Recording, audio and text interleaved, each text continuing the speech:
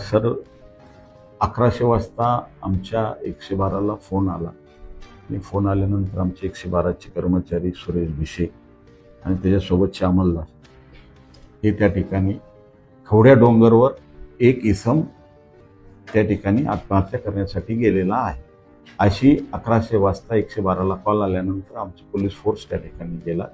112चे कर्मचारी गेले आणि त्याच्यानंतर बाकीचे काही कर्मचारी त्या ठिकाणी पोहोचले.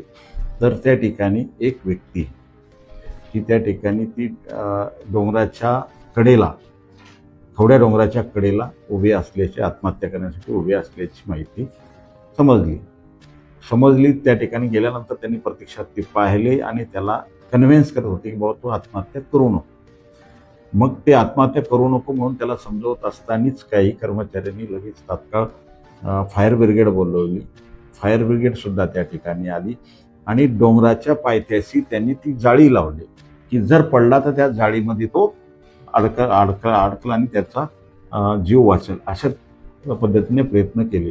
परंतु तो पोलिसाला आणि खालच्या फायर ब्रिगेडलाही चकमा देऊन वारंवार त्या ठिकाणी जागा बदलायचा प्रयत्न करत होता आणि त्यामुळे ते खालचे जे पायथ्याच्या डोंगराच्या पायथ्याशी जे फायर ब्रिगेडच्या कर्मचाऱ्याला बऱ्याच वेळाच ती तुमची जाळी बदलायचा प्रयत्न केला. तो जाणून हेतुपुरस्कर तसं आत्महत्या करण्यासाठी करत होता. परंतु आमचे लोक समजवायचा प्रयत्न करत होते. तो समजायच्या बेतातही आला होता. त्याचं मन परिवर्तन करत असताना तो मन परिवर्तनही होत होते.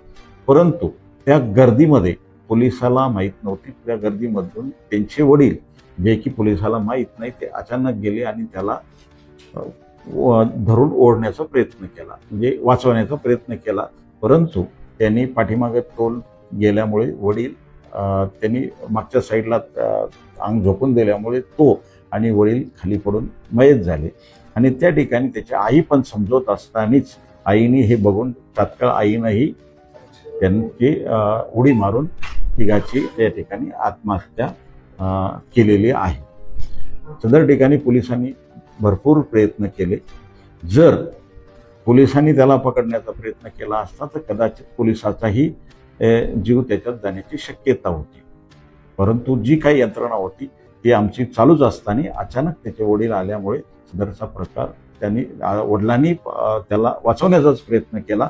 परंतु त्यांनी त्याचं शरीर झोपून दिल्यामुळे वडिलांनी ती सरळ डोंगरावरून खाली त्याच्या पायथ्याशी पडले आणि खालच्या व्यक्तीला लक्षात आलं नाही की ती जागा बदलत असल्यामुळे त्याच्यामुळे त्यांचा मृत्यू झालेला आहे.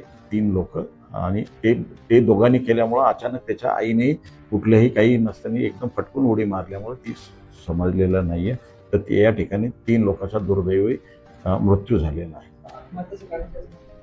आत्महत्याचं अजून तर पर्टिक्युलर असं कारण नाही आहे, पण ऐकू असं आहे की वडिलाचे आणि मुलाचे काहीतरी वाद किंवा भांडण झालेली होती अशी माहिती प्राथमिक माहिती आमच्याकडे आहे.